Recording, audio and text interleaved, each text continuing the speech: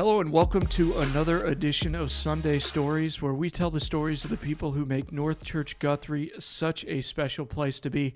I'm your host, Corey White, joined this week by our guest, Derek Whitehorn. Derek, thanks for coming on the show. Oh, yeah, no problem. Thanks for having me. Oh, it's my pleasure.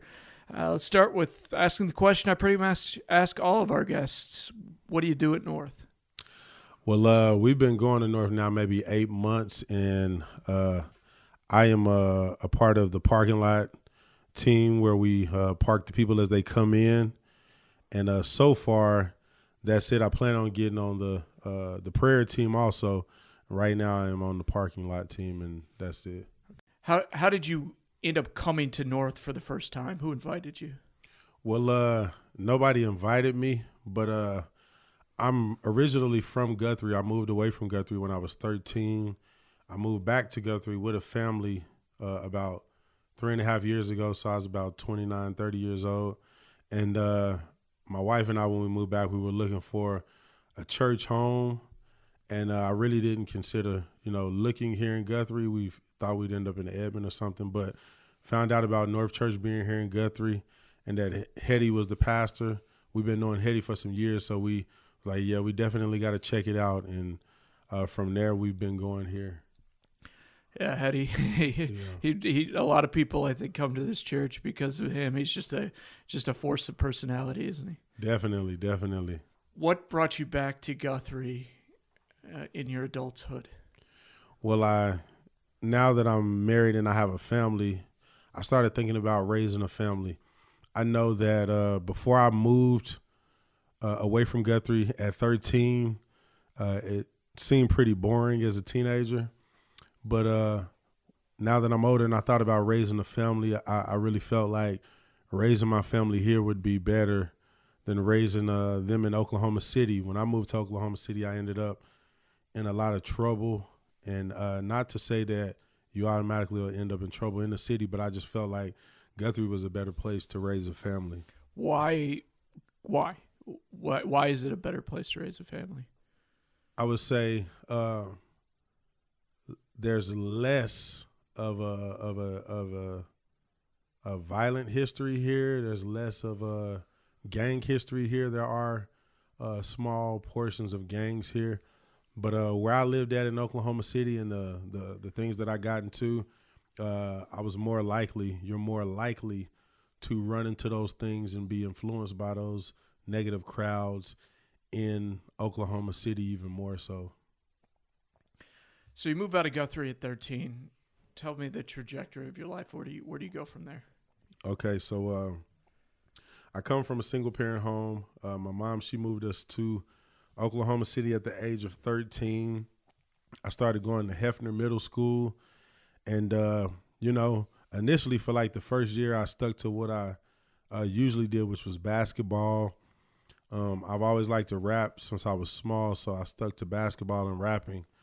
But at the age of 14, my summer after being a freshman, started being involved around more people that were into gangs in Oklahoma City. So from there, at the age of 15, I was initiated into a gang and lived life as a gang member from ages 15 to 21. And 21 was the age at which I truly got saved. What does that look like to get initiated into a gang? Can you elaborate on that? Yeah, so getting initiated into a gang involves fighting into the gang, being jumped into the gang, and that's exactly how I got put on the gang. I had to meet certain members at a certain location and fight them in order to be initiated into the gang. Was that something to me, I'd be terrified to get into a fight. I'd be like, no. Yeah. But was that something that, did natural for you? Not natural is not the way of the word, or was that outside? Is that something that you were a part of you at that time in your life? Well, I had been into a few fights, but of course there was still a certain level of nervousness, knowing, you're about to go and fight these people, and really didn't know them that good at the time, so I didn't know, to what degree they would take it. So there was some nervousness, and I actually prayed before I went because, I knew right from wrong, heaven and hell, Jesus versus Satan. Since I was like 8 years old, I had an encounter with Christ when I was 8 that was so supernatural that I knew, that he was real. So I prayed before I went and said, God, please don't let me die living this life. I know this is not what you would have me to do, but the people, they've already called me, told me to meet them at the spot, and I was kind of intimidated as far as backing down. It wasn't like they forced me, but there was still a certain level of nervousness as to how would they feel if I said I didn't want to. Yeah, you're kind of locked in at that point. It'd be worse for you probably if you said I'm backing out of this. Then you're kind of locked in. Yeah. I want to. There's a couple areas that you said that I kind of want to dive into, but tell me about that experience when you were 8. You said you had a supernatural experience with God and yes. Jesus. Tell me about that moment.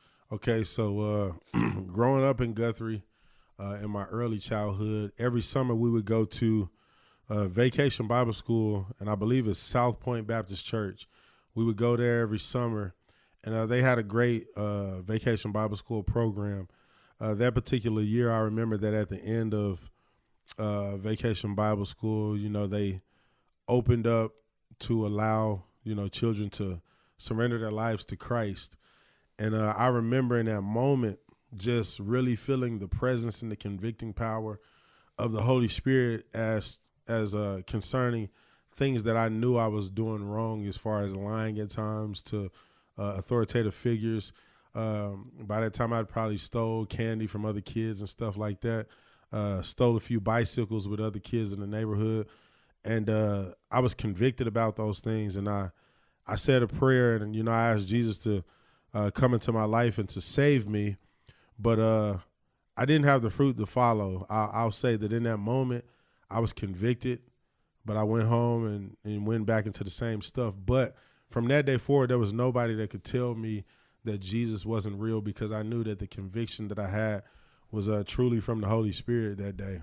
Yeah, being saved is only part of the equation, right? It's you still have to transform your life, and that's a choice that all of us have to do. Yeah. You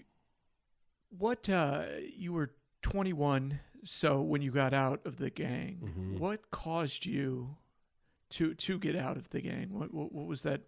What was that experience? What forced you to say enough is enough?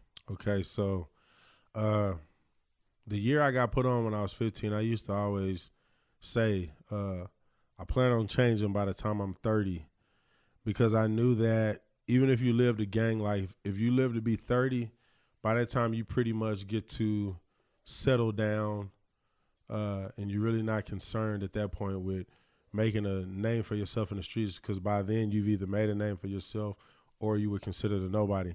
So a lot of people ask me, was it the fact that I had some friends that actually died in the gang life, and a lot of people, they would assume when they talk to me, oh, it must be because you had some people that were in your circle who were killed. So out of fear of you being next, you gave your life to God. But that's really not what happened. I had lost friends before 2009, but by the time 2009 came, it was like the Holy Spirit kept on bringing back to my mind the fact that, I used to say I'm going to change when I'm 30. So at 21, it was like God was telling me, what if you don't live to be 30? What if you don't live to be 30? And I really know it wasn't me considering it myself. I knew, because that same presence that I felt when I was 8 at Vacation Bible School, I could feel that convicting presence again. And I knew in that moment that God was telling me, it was like a week straight that I was going through this, couldn't sleep at night or anything. But I knew it was God telling me, surrender to me now, because I'm giving you the opportunity to get right with me. And then if you choose not to, from this point, whatever the consequences are, you'll have to deal with them when you face me. What was it like leaving? It probably wasn't easy. Yeah, that's a great question, because a lot of people know when you decide to leave a gang, it can go whatever direction the gang members decide to take it. So with me, after I surrendered to the Lord, I said to the Lord, I said, now that I know that I'm right with you, I'm going to go and tell the main leader that's over me, and whatever happens, happens. I have rest in my heart and peace within my soul because I know I'm right with you. So I talked to the main older guy that was over my section of the gang, and when I told him, I said, "Hey, man, I'm surrendering. I surrender my life to Christ, and that's what I'm living for. So I'm done with the gang banging. I'm done with the drugs. I'm done with selling drugs. Everything that's not of Christ, I don't want anything to do with it." And he said, "Hey, man, I respect that." He shook my hand, and he told me that, he said, "Hey, my dad is a pastor." And he said, "I know the truth, but I struggle with it. But I respect your decision. You know, go on and be the leader that God created you to be." And that's what it was.